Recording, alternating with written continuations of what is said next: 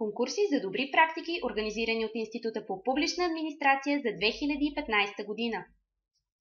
Институтът по публична администрация ежегодно организира конкурси за добри практики и иновации от дейността на администрацията с цел да стимулира прилагането на принципите за добро управление, с цел да дава възможност за учене чрез поделяне на практически опит и също така да допринесе за реализиране на стратегията за развитие на държавната администрация и стратегията за развитие на електронното управление.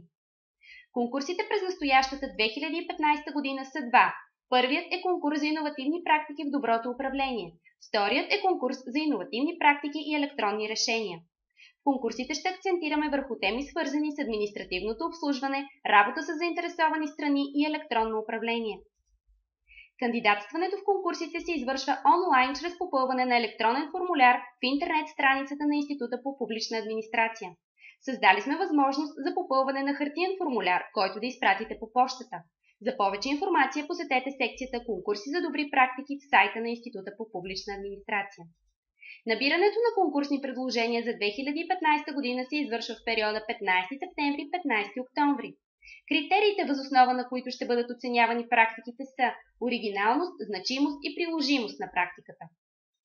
Резултатите от конкурса ще бъдат обявени след 1 ноември на интернет страницата на Института по публична администрация. Институтът ще организира официална церемония за награждаване на практиките, които са взели участие в конкурса. Първите 3 най-добри практики в двата конкурса ще получат плакет, а останалите – грамота за участие. Всички предложения ще бъдат включени в сборник с добри практики от конкурса. Благодаря за вниманието и успех!